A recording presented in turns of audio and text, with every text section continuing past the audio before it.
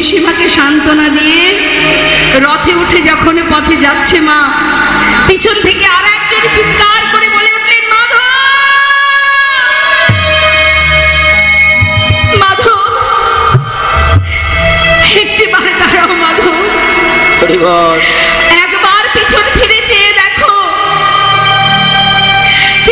আমায় চিনতে পারছো তুমি? আমি কে? শতপুত্র হারা জননী আমি। একটিবার তাকিয়ে দেখো আমি কে? অভাগিনী আমি, সন্তান হারা জননী আমি। শোনো মাধব, যাওয়ার আগে একটা কথা শুনে যাও। আজকের এই যুদ্ধ তোমার কারণে হয়েছে। তুমি যদি না চাইতে কোনোদিন হতো না, আমি কোনোদিন সন্তান হারা হতাম না। তোমার জন্য আজ আমি সন্তান হারা। আজ আমি তোমায় অভিশাপ করলাম। শোনো, শোনো মাধব, যেমন তুমি আমার কুরুবংশ ধ্বংস করে দিয়েছো, একটা দ্বীপও বাঁচিয়ে রাখনি, আমিও তোমায় অভিশাপ দিলাম। তোমার যত বংশ ধ্বংস হয়ে যাবে, বংশে বাতি দেওয়ার একটা দ্বীপও বেঁচে থাকবে না। আরো অভিশাপ দিলাম তোমায়, তোমার মৃত্যু হবে একটা ব্যাধের হাতে। তার হাতে তুমি ভূমিতে পতিত হবে। যেই না বলেছে মা, সঙ্গে সঙ্গে সেই সবাই, সেখানে যারা যারা ছিল সবাই ছুটে গিয়ে মাতা গান্ধারীকে বলে উঠলেন, তুমি কি অভিশাপ করছো? কাকে অভিশাপ দিচ্ছ তুমি? ফিরিয়ে নাও, ফিরিয়ে নাও, তুমি অভিশাপ করো না। মাতা গান্ধারী কৃষ্ণকে জড়িয়ে ধরে বলছে, মাধব, আমার যে কিছু করার নেই। আমি যে আর পারছি না, সন্তান হারা পাগলিনীর ন্যায়। আমি কি বলতে কি বলেছি, তুমি আমার ক্ষমা করো মাধব। ভগবান বলে উঠলেন, শান্ত হও তোমরা, মাকে বাধা দিও না। সে যে মা, একটা দুটো সন্তান নয়, শতপুত্র হারিয়েছে সে। তাই আজ আমি এখানেই দাঁড়িয়ে তোমাদেরকে বলি, শোনো, কুরুক্ষেত্রের মাঠে এই যুদ্ধে জয়ী হয়ে জয়ের আনন্দ যেমন আমি ভোগ করেছি, তেমন যারা আমাদের ছেড়ে চলে গেছে, সেই পরাজয়ের কষ্টটাও আমি ভোগ করতে চাই। সমস্ত মায়ের আশীর্বাদ যেমন আমি মাথায় নিয়েছি, তেমন প্রত্যেকটি সন্তান হারা, স্বামী হারা মায়ের অভিশাপ, সেটাও আমি মাথায় নিতে চাই। মা, তোমার কথাই সত্য হবে। আমি কথা দিচ্ছি, তোমার এই অভিশাপ আমার জীবনে আশীর্বাদ। আমি মাথায় করে নিলাম, তুমি যা বলেছ তাই হবে।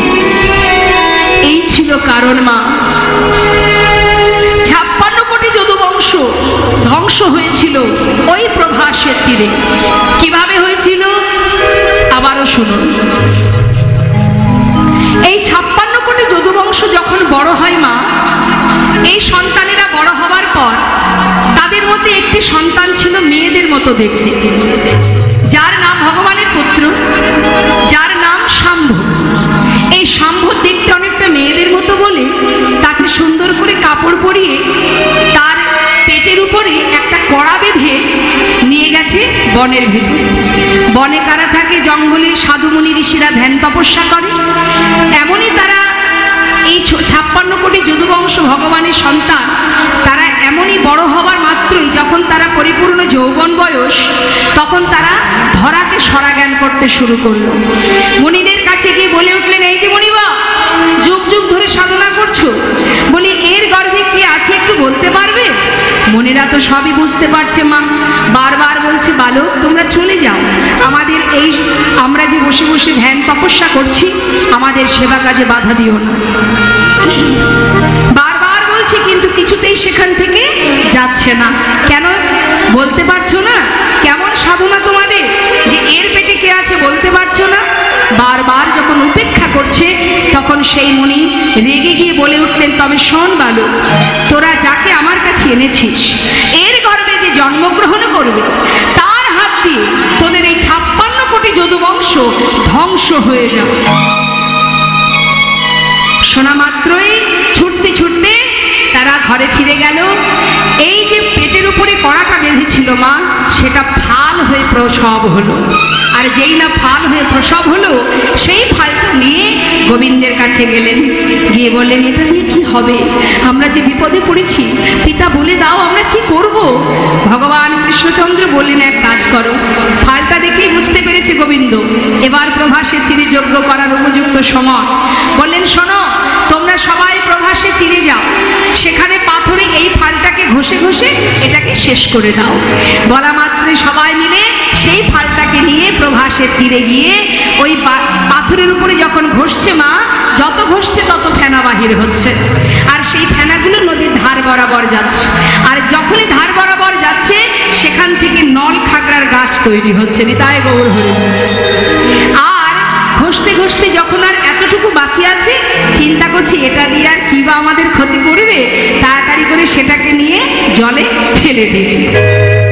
আর যেই না ফেলে দিয়েছে, সেই প্রভাসের জলে ছিল এক মাছ, যার নাম রাঘব বোয়াল। রাঘব বোয়াল সেই ফালটা গিলে খেয়ে ফেলেছে। এদিকে ধীবরেরা মাছ ধরতে গিয়ে সেই মাছটাকে জাল দিয়ে তুলেছে। তোলা মাত্রই যেই না কর্তন করেছে মা, তার পেটের মধ্যে সেই ফালটা পেয়েছে। আর ধীবরেরা এই ফাল দিয়ে কি করবে? তারা কি করেছে, হাতে করে নিয়ে আবর্জনার মধ্যে, মানে বাগানের মধ্যে, বনের ভিতরে ছুঁড়ে ফেলে দিয়েছে। আর পেয়েছে কে সেটা?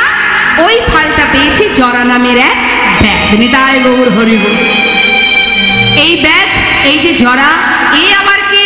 রাম অবতারে মা সীতাকে উদ্ধার করার জন্য প্রভু রামচন্দ্র যখন বিনা যুদ্ধে বালিকে হত্যা করেছিল মা, সেই যে তার পুত্র অঙ্গদ, ও তো জানতো না যে আমার পিতাকে কে হত্যা করেছে। কিন্তু প্রভু রামচন্দ্র একদিন অঙ্গদের সেবায় সন্তুষ্ট হয়ে প্রভু রামচন্দ্র বলেছিল, অঙ্গদ, আমি তোমার সেবায় সন্তুষ্ট, তুমি আমার কাছে বর চেয়ে নাও। অঙ্গদ বলেছিল, দয়াময়, যদি তুমি বর দিতে চাও তবে এই বর দাও, বিনা যুদ্ধে যে আমার পিতাকে পিছন থেকে তীর ভেদ করে হত্যা করেছে, আমি যদি, আমাকে সেই আশীর্বাদ করো, আমি যেন সেই তাকেই, মানে যে আমার পিতাকে মেরেছে, আমি যেন তাকে তীর ভেদ করে প্রাণে মারতে পারি। তাই গৌর হরি বল, হরি বল। কিন্তু সে কে ছিল মা? করুণাময় আমার ভগবান। হ্যাঁ, প্রভু রামচন্দ্র বললেন, আশীর্বাদ করো প্রভু, যে আমার পিতাকে মেরেছে আমিও তাকে প্রাণে মারতে চাই। ভগবান বললেন, তথাস্তু, তাই হবে। নিতাই গৌর হরি বল। সেই অঙ্গদই কিন্তু দাপর যুগের জরা নামের ব্যাধ। বনে পাখি ধরে, হঠাৎ সেই ফালটা পেয়ে মনে মনে ভাবছে, বা এটা দিয়ে তো ভালো পাখি মারা যাবে, সে তীরের আগায় ফালটা বেঁধে রেখেছে। প্রভু রামচন্দ্র, ভগবান কৃষ্ণচন্দ্র প্রভাসে যজ্ঞ করবার পর তিনি ওই বনের ভেতরে নিম্ন বৃক্ষের ডালে বসেছিলেন, তার চরণদুল ছিল নিচে। মাছরাঙা পাখি ভেবে ওই ব্যাধ যখন তীর ভেদ করে, তখনই ভগবান ভূমিতে পতিত হয়। আর ওই যে নলখাগড়ার গাছ, 56 কোটি যদুবংশ, তারা ওই প্রভাস নদীর তীরে, প্রথমত ওদের মধ্যে হবে কথা কাটাকাটি, তারপরে কথা কাটাকাটি হতে হতে হবে হাতাহাতি, মানে মারামারি বাঁধবে। যখনই হাতাহাতি হবে, হাতের কাছে যা পাবে তাই দিয়ে আঘাত করবে। কি পাবে প্রভাসের তীরে? ওই নলখাগড়ার গাছ। ওই নলখাগড়ার গাছ নিয়ে যে যখন যাকে আঘাত করবে, সঙ্গে সঙ্গে সে ভূমিতে পতিত হবে। এইভাবে 56 কোটি যদুবংশ ধ্বংস হয়ে যাবে। তাই গৌর হরি বল, হরি বল। আগে আমাদের জানতে হবে, ভগবান যে প্রভাসের তীরে যজ্ঞ করলেন, এর কারণটা কি ছিল? প্রভাস তীর, সেটা কোন জায়গায়? গুজরাটে দ্বারকা, যেখানে একটা নদী ছিল, সেখানে একটা তীর্থ আছে, একটা জায়গা আছে, সেটাকে সৌম্যতীর্থ বলা হয়। সেখানে ভোলানাথ, দেবাদিদেব মহাদেবের একটি বিগ্রহ আছে, যার নাম সোমনাথ। ওই সোমনাথের নামেই বাবা ওই জায়গাটির নাম সৌম্যতীর্থ। আর সেই সৌম্যতীর্থে একটা নদী আছে, আমাদের জানতে জানতে হবে যে ভগবান প্রভাসের তীরে যে যজ্ঞ করলেন, যেখানে দ্বারকা কিন্তু নয়, দ্বারকায় যজ্ঞ করেনি, করেছিল প্রভাসের তীরে। তা এই যে প্রভাসের তীরে তিনি কেন যজ্ঞ করলেন? ওই যে সৌমতীর্থের ধারে, সৌমতীর্থে যে নদীটা, ওই নদীটির নাম হয়েছিল প্রভাস। এত কথা বললে খুব মুশকিল, একটু শান্ত হয়ে বসুন না।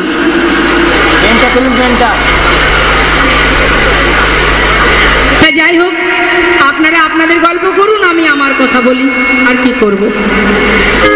এখন ওই যে প্রভাস মানে সৌমতীর্থের ধারে তীরে যে নদীটা, সৌমতীর্থতে, ওই নদীর নাম হয়েছিল প্রভাস। কেন হয়েছিল মা? শুনুন তাহলে। চন্দ্রদেবের 27টি স্ত্রী, তা সত্ত্বেও ভোলানাথ চন্দ্রদেব তার গুরুপত্নীর প্রতি আকৃষ্ট হয়। তখন গুরুদেব তাকে অভিশাপ করেন যে তোমার 27টি স্ত্রী থাকা সত্ত্বেও তুমি যে আমার স্ত্রীর প্রতি দৃষ্টি দিলে, এর জন্য আমি তোমায় অভিশাপ দিলাম।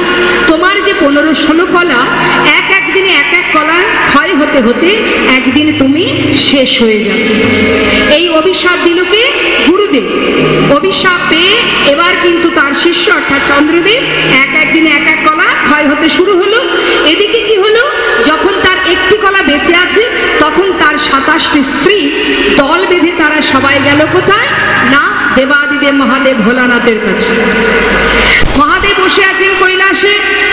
এদিকে এই যে 27টি স্ত্রী আর ভোলানাথের যে সহধর্মিনী অর্থাৎ মা পার্বতী, তারা কিন্তু সম্পর্কে বোন হয়। তাহলে বোন যদি হয়, ভোলানাথ কি হবে? মন দিয়ে শুনলেই বোঝা যাবে।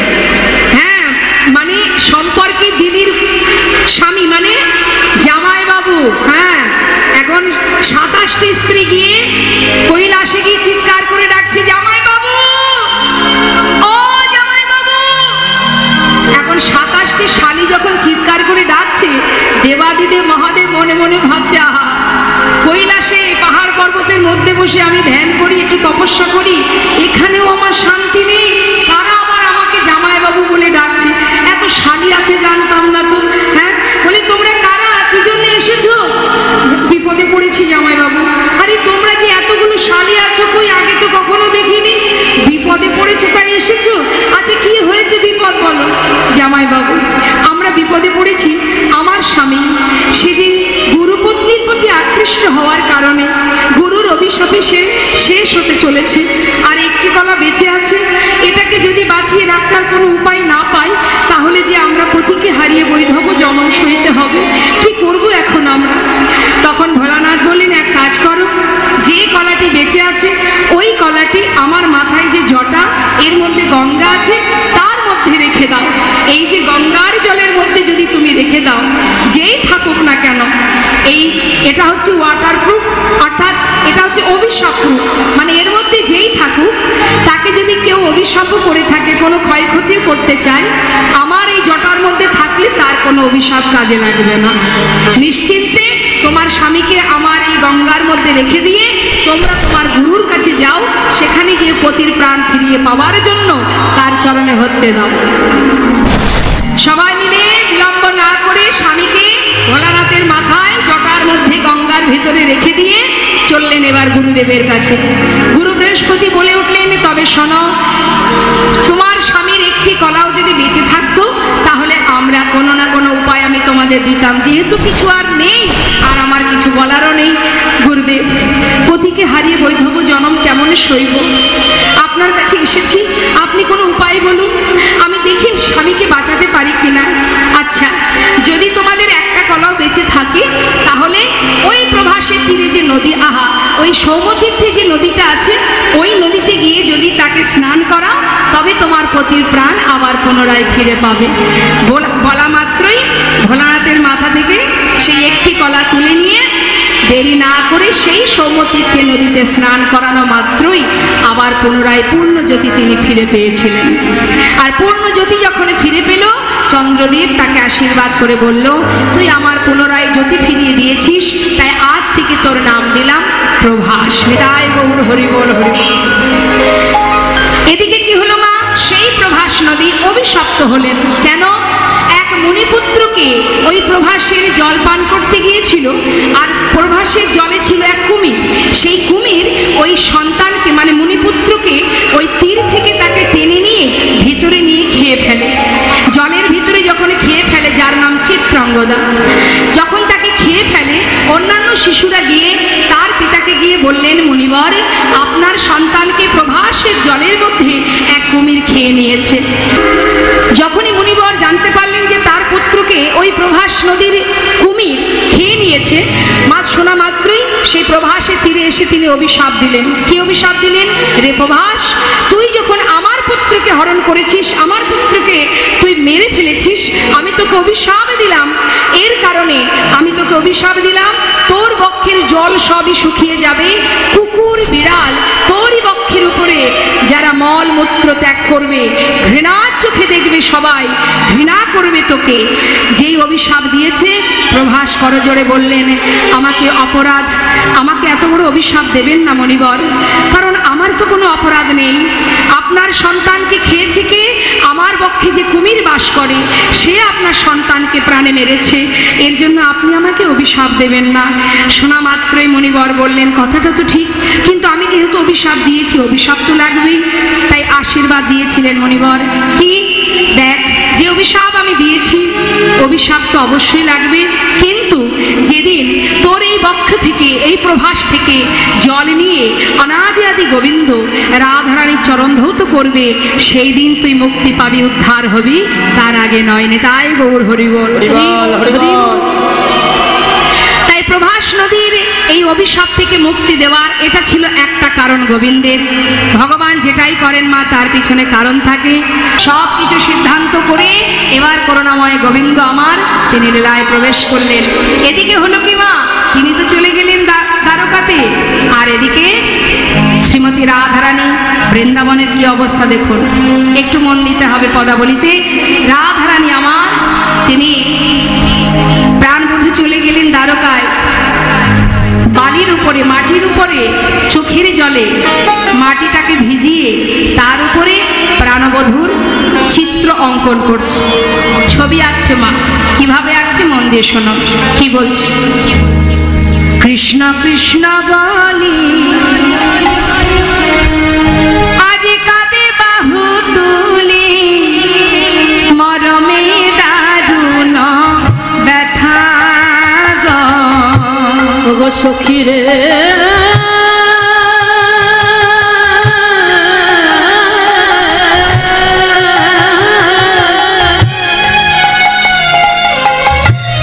কৃষ্ণ কৃষ্ণ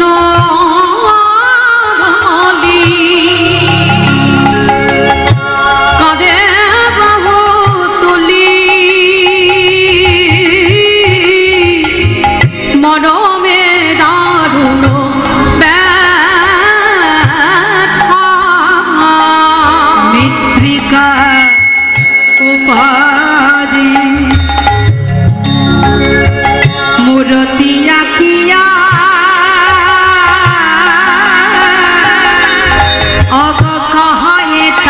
শোনে কথা, ওই না মৃত্তিকার উপরে, ওই না মূরতি আঁকিয়া কহে তার সানে কথা, বলি একবার বধূ তুমি কথা বলো, বলে একবার বধূ, বধূ কথা বলো, ফিরে আসো কিবা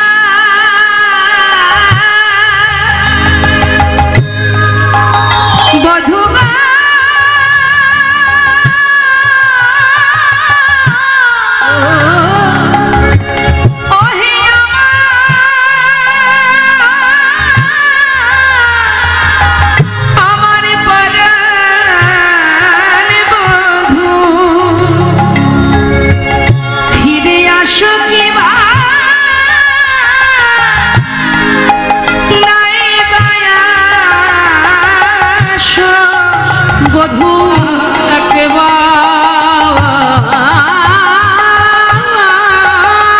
বধূ বধূ কথা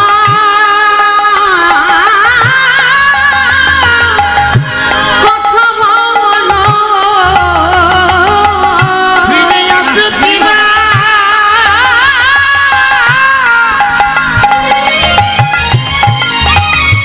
ফিরে আসো কিনা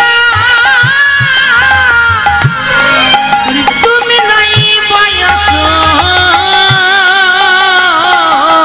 বধূ একেবারে বধূ বধূ কথা বলো কীর্তনটা সম্পূর্ণ ভাবের বিষয়, অনুভব করতে হবে নিজেকে সেখানে রেখে, তবেই ভালো লাগবে। রাধারানী কার সাথে কথা বলছে মা? কার সাথে কথা বলছে রাধারানী? মৃত্তিকার উপরে, মাটির উপরে বধূ চিত্র অঙ্কন করছে আর তার সাথে কথা বলছে। কি বলছে? তুমি ফিরে আসো বা না আসো তাতে কোনো দুঃখ নেই, একটু কথা তো বলো বধূ, একটু কথা বলো। ভালোবাসো কি বা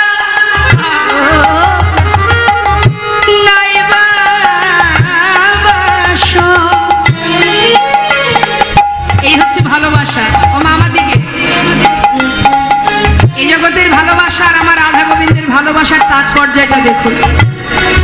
এই জগতের ভালোবাসার মানুষকে তার চোখের থেকে আড়াল হতে দেয় না, দেয় কি?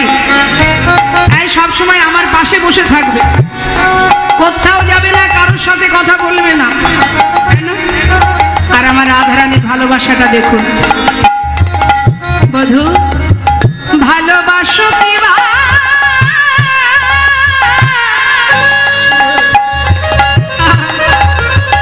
নাই বাসো,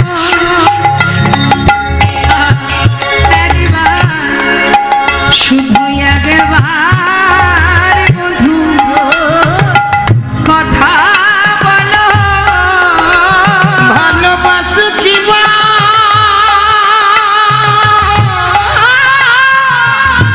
হরি বল, হরি বল। বধূ গো নাই বাস একেবারে বধূ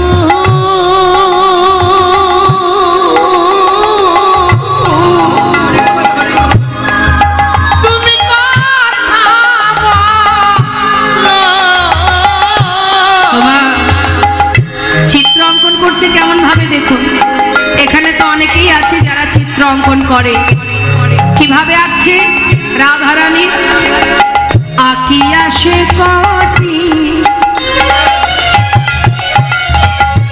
পরাই ঘটি, কত না যত্ন করি। ও গো প্রেমময়ী রাধে রাধে রাধে, তার প্রাণনাথের ছবি অঙ্কন করে। হরি বল, হরি বল। ও গো রাধে গো, তার প্রাণনাথের ছবি অঙ্কন করে। ও গো রাধে রাধে গো, আহা আঁকিয়া সে কটি, ওমা কটি মানে পড়াইয়া ঘটি কত না যত্ন করি। নাভি সরোবর আকিল পরে পা, কত না যতন করে। নাভি সরোবর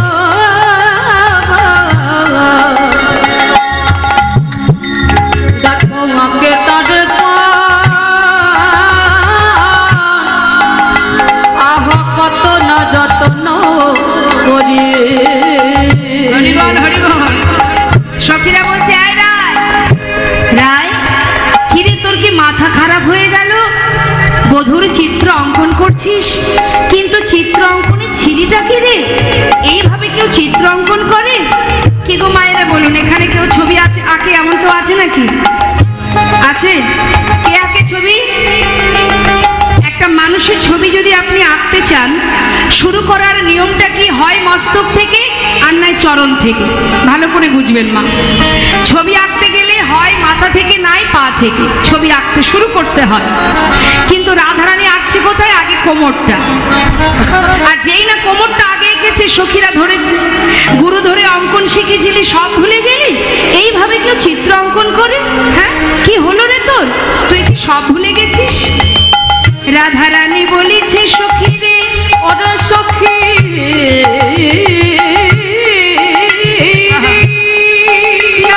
আমি অঙ্কন ভুলি না, আমি অঙ্কন ভুলি না। আমি কেন এঁকেছি জানিস? যদি আগে আমি তার বদন আঁকি, তার বদন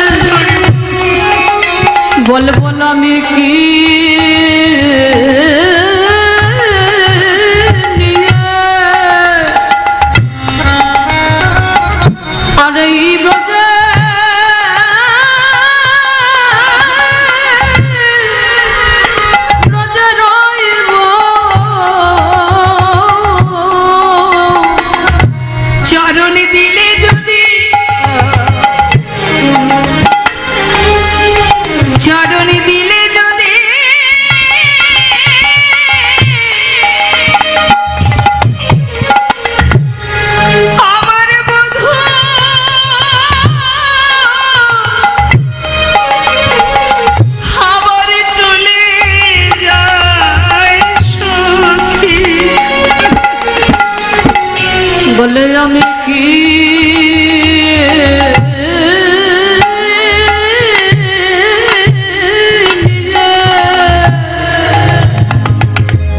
বলে বলে ব্রজে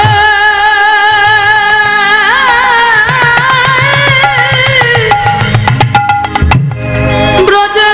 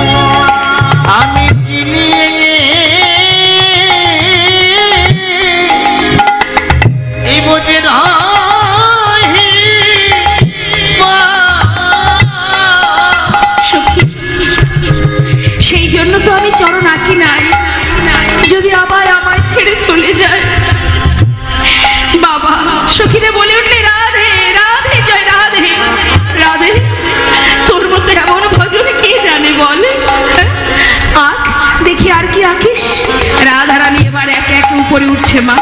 আগে কোমরটা এঁকেছে, এবার নাভি সরোবর এঁকেছে, তারপরে কি আছে দেখো কি বলছে পদাবলিতে, বাহু দুটি আঁকি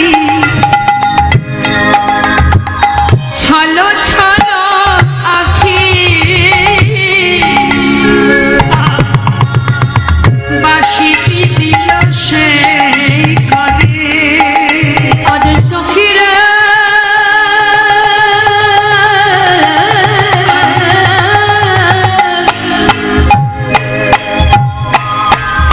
বাহু দুটি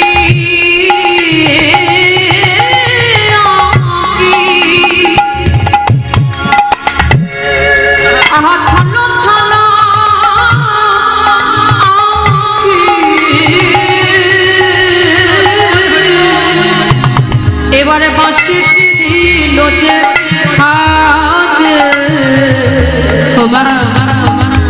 আজ রাধারানী আমার দুটি হাত এঁকে তার উপরে বাঁশি অঙ্কন করেছে। বাঁশিটা এঁকে দিয়ে কি বলছে, অবধূ একবার তেমনি করে বাজাও বাঁশি, একবার তেমনি করে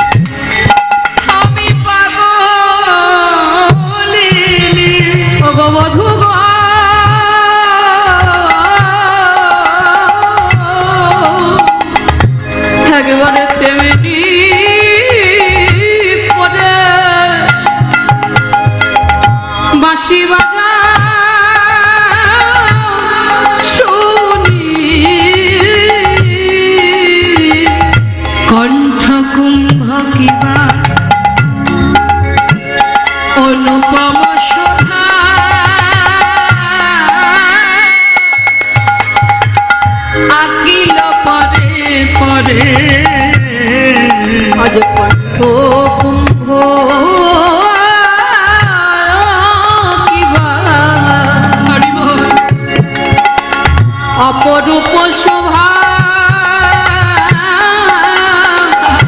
আঁকিল পরে পরে আমার কণ্ঠ পর্যন্ত এঁকেছে।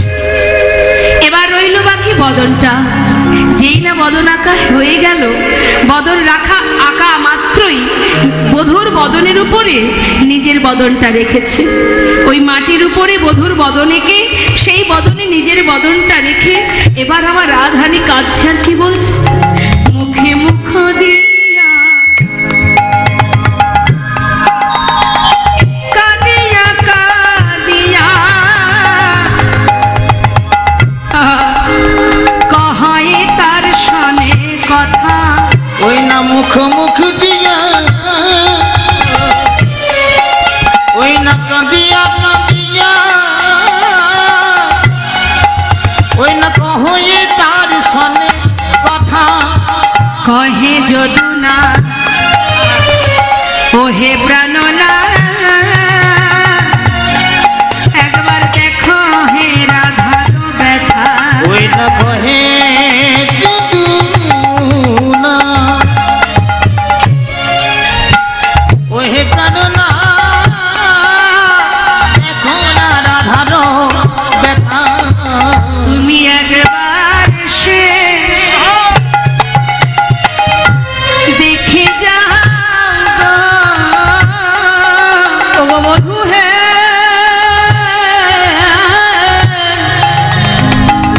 তুমি একবার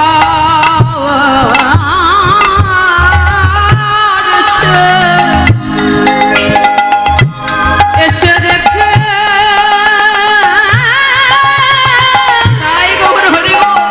দেখে যাও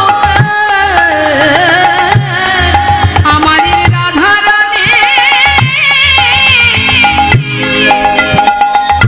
সে কেমন আছে বলে একেবারে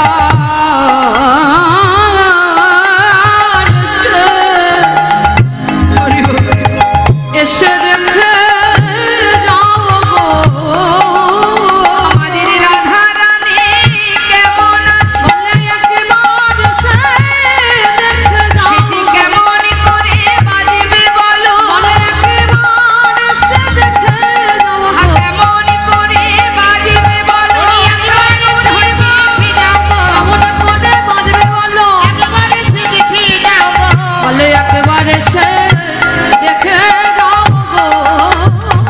কহে যদুনা বলি ওহে প্রাণনা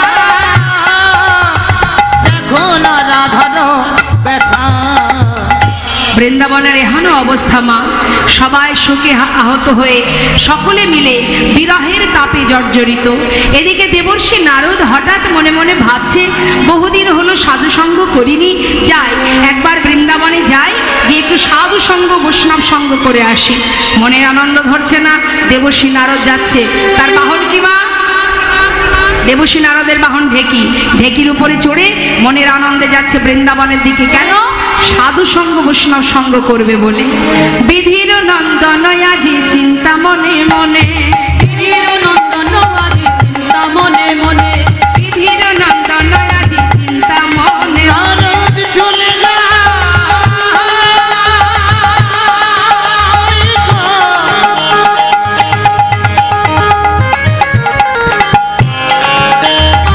ওই বৃন্দাবনের পথে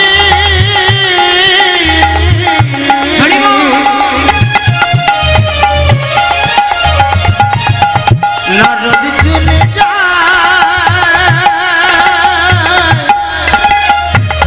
যায় যাই গো ও বিধির নন্দন আজি চিন্তি মনে মনে কোথা রহু কৃষ্ণ ভক্ত হে দেব নয়নে কোথা রহু কৃষ্ণ ভক্ত হে দেব নয়নে করহু কৃষ্ণ ভক্ত হেরি মনয়নে এত চিন্ত দেব ঋষি ঢেকিতে চড়িয়া এত চিন্ত দেব ঋষি ঢেকিতে চড়িয়া এত চিত্ত দেবর সিদ্ধিতে চুরিলা দেখিতে দেখিতে যায় উল্লসিত হইয়া দেখিতে দেখিতে যায় উল্লসিত হইয়া যেতে দেখিতে যায় উল্লসিত হইয়া আনন্দ ধরে না আনন্দ ধরে না আনন্দ ধরে না আনন্দ ধরে না সাধু সঙ্গ করবে বলে আনন্দ ধরে আজ সাধু সঙ্গ করবে বলে আনন্দ ধরে আজ ভক্ত সঙ্গ করবে বলে আনন্দ ধরে না ভক্ত সঙ্গ করবে বলে আনন্দ ধরে না দেখিতে দেখিতে যায় উল্লসিত হইয়া দেখিতে দেখিতে যায় উল্লসিত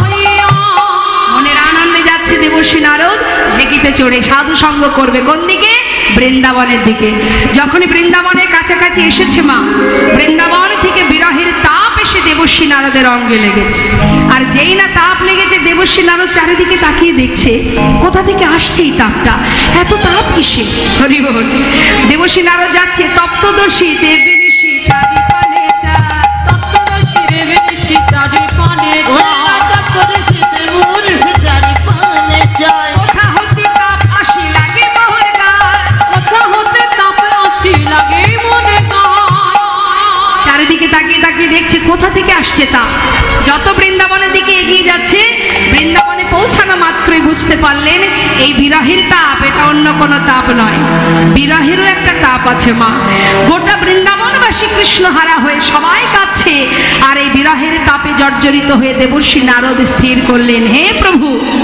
তুমি গোটা বৃন্দাবনবাসীকে কাঁদিয়ে দ্বারকায় গিয়ে রাজা হয়ে বসে আছো তুমি বেশ আমার নাম দেবর্ষি নারদ এতদিন ভেবেছিলাম আমি তোমায় বেশি ভালোবাসি আজ বৃন্দাবনে না এলে জানতে পারতাম না যে আমার থেকেও বেশি এই বৃন্দাবন বৃন্দাবনবাসী তোমায় ভালোবাসে, আর তুমি তাদেরকে কাঁদিয়ে বেশ রাজা হয়ে তো দ্বারকায় বসে আছো। তবে দেখো প্রভু, আজ তোমাকে উচিত শিক্ষা আমি দেব।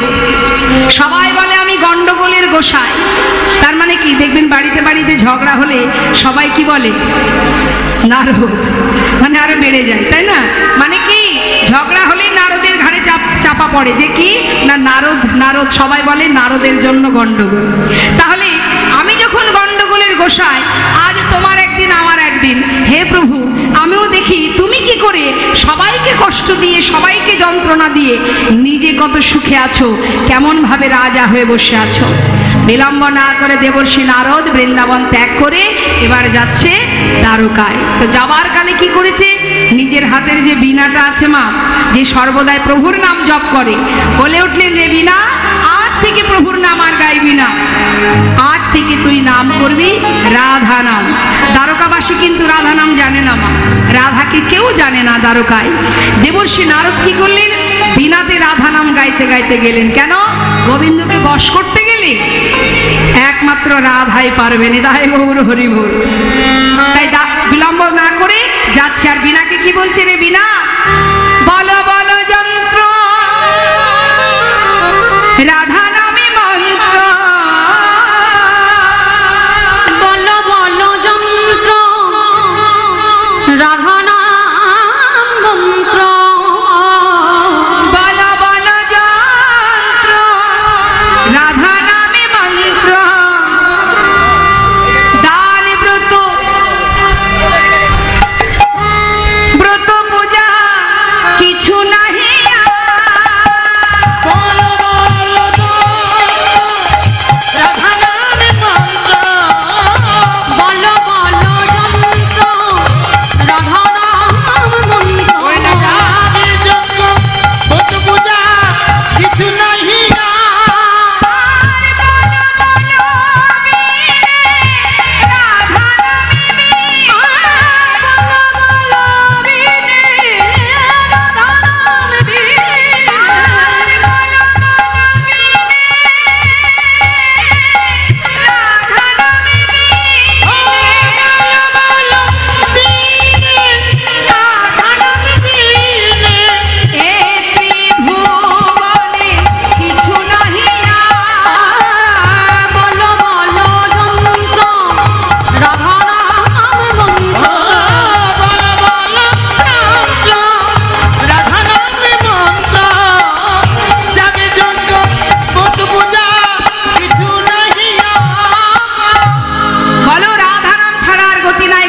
সবাই মিলে আমরা রাধা নাম গাইতে গাইতে যাবো। আমরাও তো লীলার সাথে সাথে যাচ্ছি। সবাই যখন লীলার সাথে সাথে যাচ্ছি মা, আমরা কেন চুপচাপ থাকবো? আমরাও যাবো রাধা নাম গাইতে গাইতে। কোথায় যাব? দ্বারকা। চলুন দেখি গোবিন্দ কি করছে সেখানে।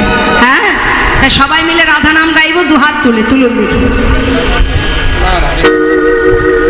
তুলেছেন? সবাই তুলেছেন তো? বাহ, সর্বনাশ। হ্যাঁ তুলুন তুলুন। যে যে হাত না তুলবেন তার কিন্তু আর দ্বারকায় যাওয়া হবে না। তুলুন দেখি। তুলেছেন সবাই? কি নাম গাইবো আমরা? রাধা নাম। সবাই একসাথে গাইবো। রাধে রাধে রাধে রাধে রাধে রাধে রাধে গো। মাঝে মাঝে হাতগুলো নেমে যাচ্ছে কেন?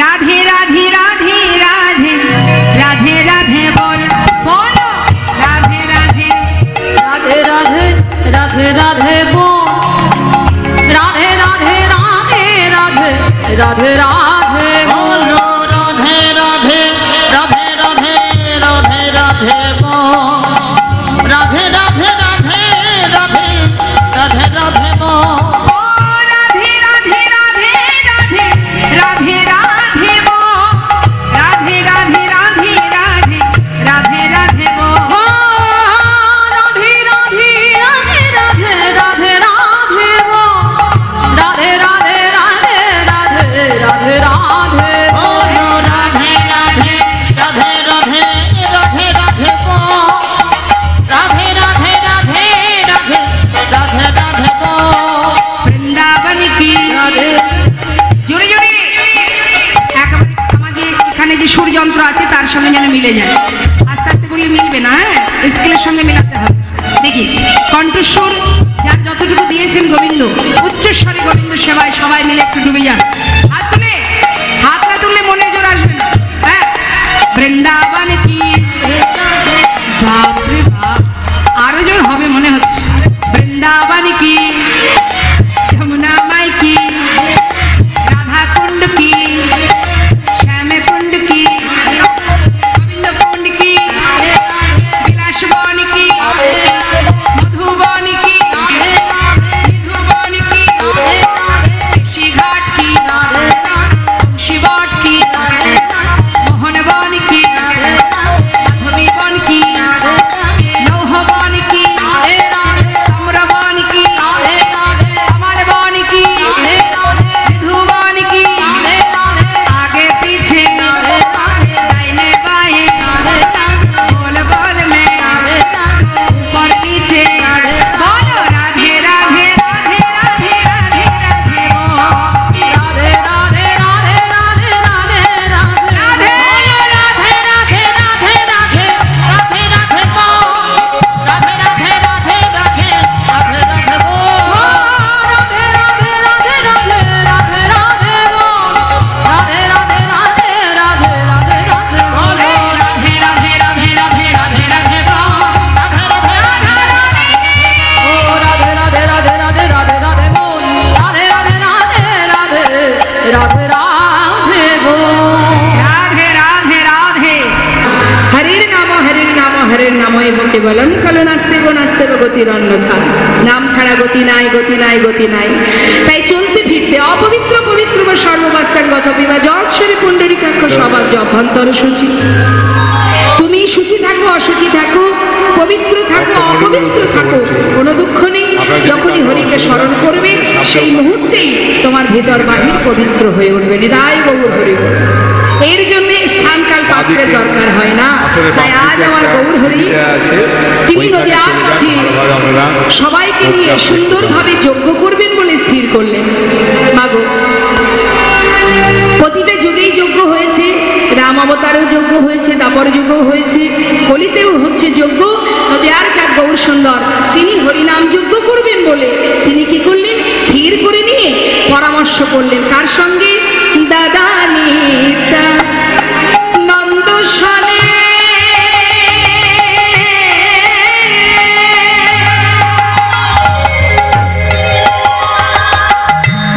বিচার করিয়া दादा दीता नंद सने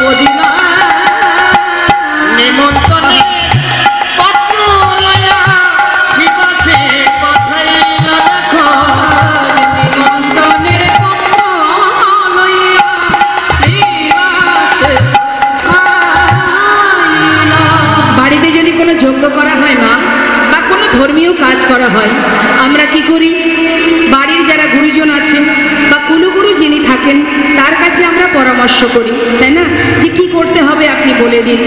তো ঠিক তদ্রূপ গৌরহরি তিনি সুরধনী গঙ্গার তীরে যজ্ঞ করবেন বলে তিনি স্থির করলেন কার কাছ থেকে পরামর্শ করব না, নিত্যানন্দ প্রভু।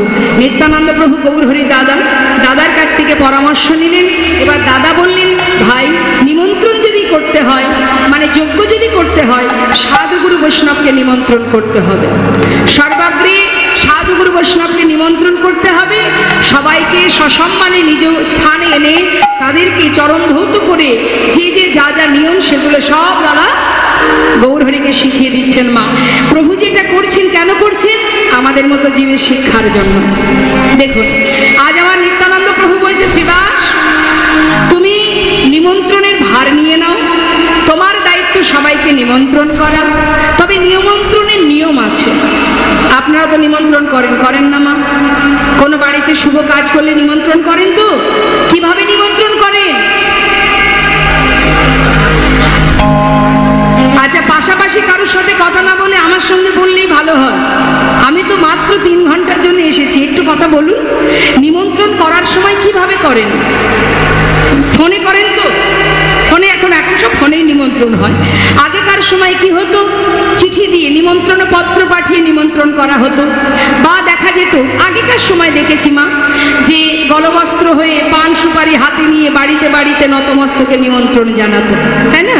তো নিমন্ত্রণের নিয়ম হচ্ছে এটা, শিখিয়ে দিচ্ছেন আমার নিত্যানন্দ প্রভু শ্রীবাসকে। শ্রীবাস শোনো, তুমি তো নিমন্ত্রণে যাচ্ছ, নিমন্ত্রণের নিয়মটা জেনে নাও। কিভাবে নিমন্ত্রণ করবে? কিভাবে? পত্রখানি দেবে হাতে, নিমন্ত্রণ পত্রটা হাতে দেবে, আর চরণ ধুলি নেবে মাথে। পত্রখানি দেবে হাতে, চরণ ধুলি নেবে মাথে।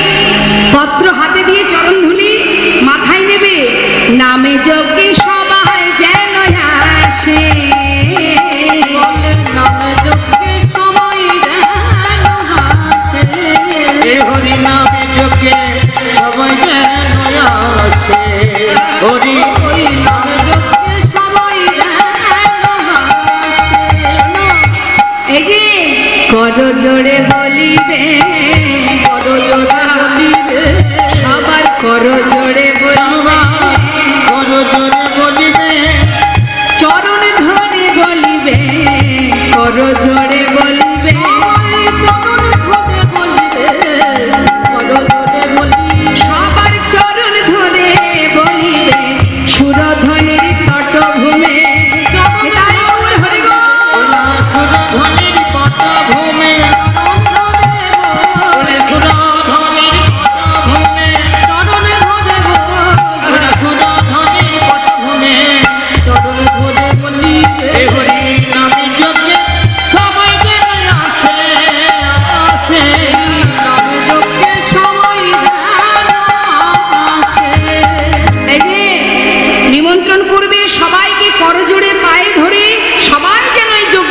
সবাইকে নিমন্ত্রণ করবে। নিমন্ত্রণের পত্র নিয়ে আনন্দ ধরছে না, চললেন এবার শ্রীবাস পণ্ডিত মাথায় করে নিয়ে সমস্ত নদেবাসী সাধুগুরু বৈষ্ণবকে নিমন্ত্রণ জানাতে। তো মা যাচ্ছে, মহাজন বললেন, দেখো দেখো নিমন্ত্রণের পত্র পাইয়া আনন্দিত মন, নিমন্ত্রণের পত্র পাইয়া আনন্দিত মন, নিমন্ত্রণের পত্র পাইয়া আনন্দিত মন। সুরধ্বনির তীরে আসি দিল দর্শন, ওই না সুরধ্বনির তীরে আসি দিল দর্শন। সুরধ্বনির তীরে আসি দিল দর্শন। আনন্দ ধরে না আনন্দ ধরে না আজ গৌর বদন হেরবে বলে আনন্দ ধরে না।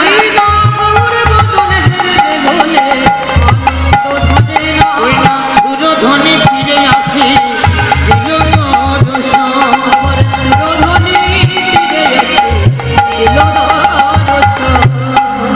নয়ন ভরে কোলারু সকল হেরিল, বাসুদেব ঘোষ হেরে যেন প্রভাসী তীর্থ যে হইল।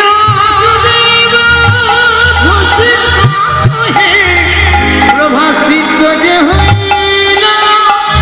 সবাই সুরধ্বনি গঙ্গার তীরে এসে গৌরবদন দর্শন করছে। মহাজন লীলার পাশে দাঁড়িয়ে বললেন, দেখো দেখো যেন মনে হচ্ছে প্রভাস তীর্থ। নিতাই গৌর হরি বল। মহাজনের পদাবলী দিয়ে গৌর কথাকে বিশ্রাম রাখলাম। চলে যাব আমরা এবার সবাই মিলে মধুময় শ্রীধাম বৃন্দাবনে। চলুন সবাই উলুধ্বনি হরিধ্বনি করে শ্রীধাম বৃন্দাবনে প্রবেশ করি। দুটি বাহু তুলে হরিবল হরিবল নিতাই গৌর হরিবল। হরিবল হরিবল নিতাই গৌর হরিবল।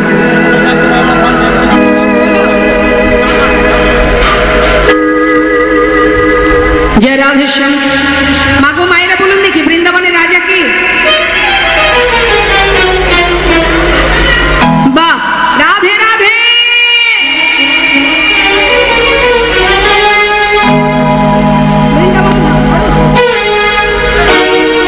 বৃন্দাবন ধাম।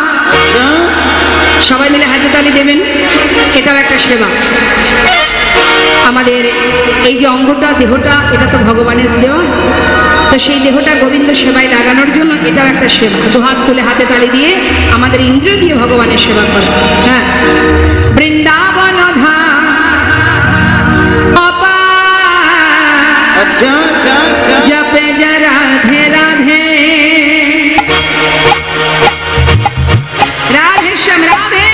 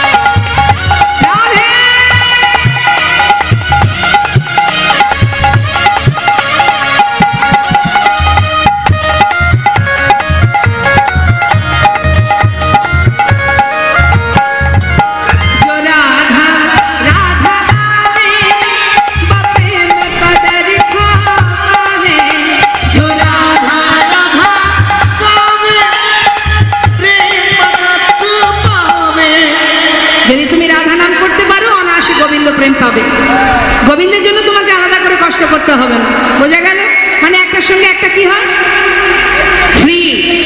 যেমন কলগেটের সঙ্গে ব্রাশ ফ্রি, তেমন রাধার সঙ্গে গোবিন্দ ফ্রি। অর্থাৎ আশ্রয়টাকে ঠিকঠাক আশ্রয় করতে হবে, না হলে বিষয় পাওয়া যাবে না। কি বলছে? জয় রাধে জয় রাধে জয় রাধে জয় আস্তে জয় রাধে হরে কৃষ্ণ জয় রাধে জয় রাধে নিতাই গৌর হরি বল। জয় রাধে জয় রাধে হরে কৃষ্ণ। হ্যাঁ, জয় রাধে জয় রাধেশ্যাম জয় রাধেশ্যাম। বাহ, ঠিক আছে, চলুন। জয় রাধে। হরে কৃষ্ণ, জয় নিতাই।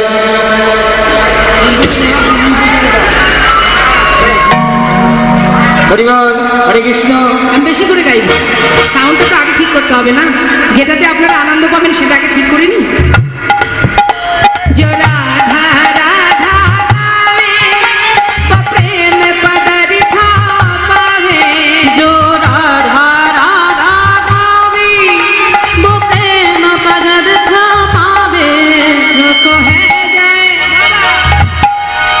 को है जाए बेड़ा पार, हे जरा राधे राधे, ओ वृंदावन धाम पार, करे जा राधे राधे।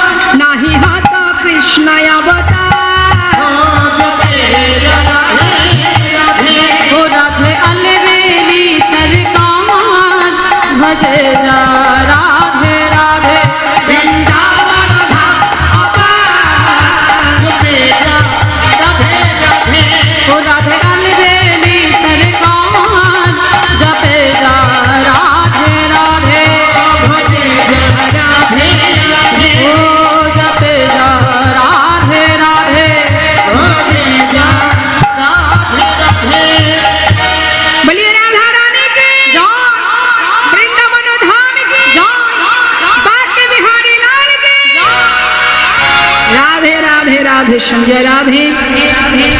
हरिबोल हरिबोल। मधुमय सुधाम वृंदावन।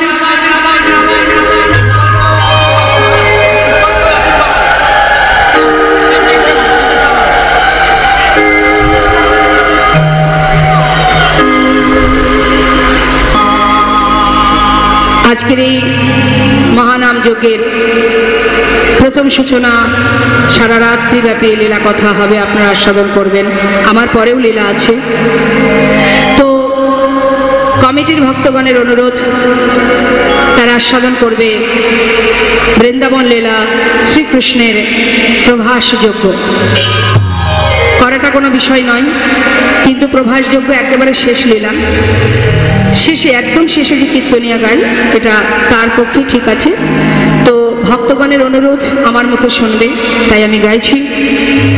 অপরাধ যদি হয় তার জন্য আমি দায়ী নই, আমি আগে থেকে আপনাদের বলে দিলাম। নিতাই গৌর হরি বল। আস্বাদনের বিষয় প্রভাস যজ্ঞ।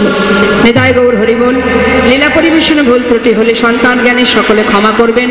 আর সেই সঙ্গে একটা কথা বলবো, সেটা হচ্ছে প্রভাস যজ্ঞ লীলাটা খুবই সুন্দর এবং ধৈর্য ধরে আস্বাদন করতে হবে। প্রত্যেকটা পদের মাধ্যম দিয়ে এই লীলা, আর এই পদের মধ্যে আপনাদের মন রাখতে হবে, ধীর স্থির মনোভাব নিয়ে সুকমল চিত্তে আস্বাদন করতে হবে। চিত্ত চঞ্চল হলে ভালো লাগবে না, আগে থেকে বলে দিলাম। হরিবল। নিতাই গৌর হরিবল। সবাই মিলে একবার দুটি বাহু তুলে উলুধ্বনি হরিধ্বনি। নিতাই গৌর হরিবল হরিবল।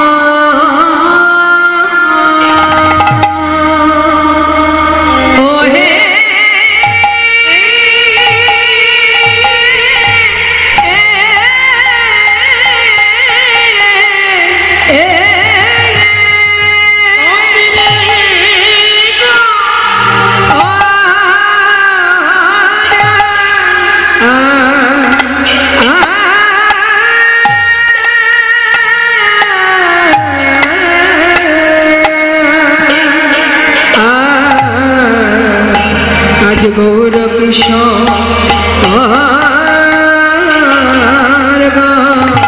আহা মরি মরি যায় রে ভাবে বলে হারি আরে সুরধ্বনি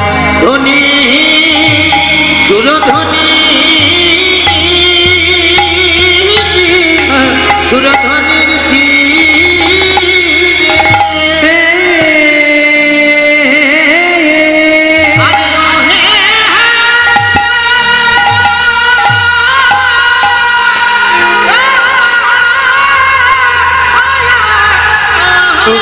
হ্যালো দেখো দেখো কিনা করে ভুলে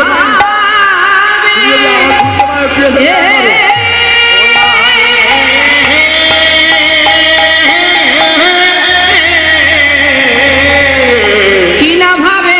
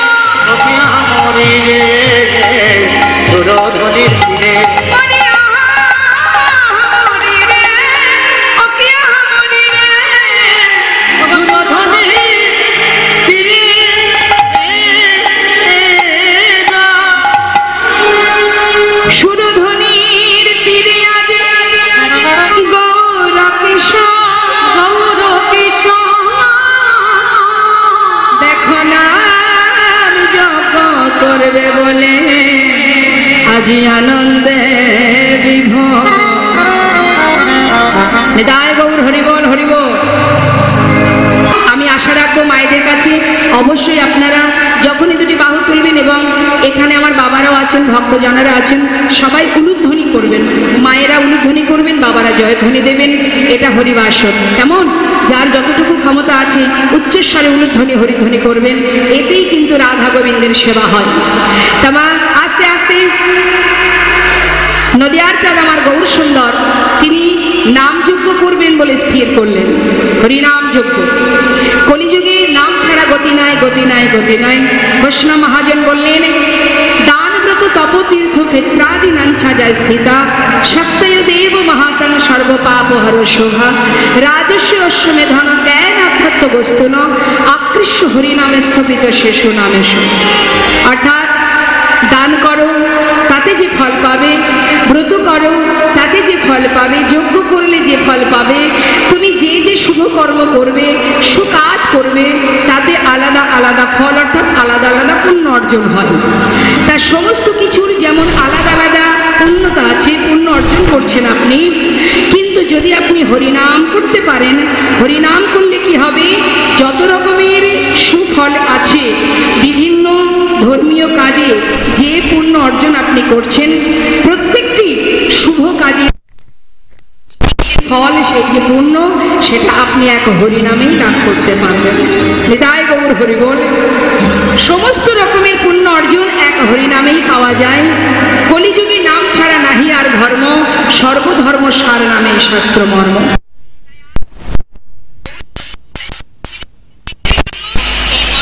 এই সহজ উপায় নিয়ে এলেন, হেজি তোমরা যেখানে থাকো, যেমন থাকো, যেভাবে থাকো, বদনে হরিনাম করো, কর্ম করো হাতে, মুখে করো হরিনাম।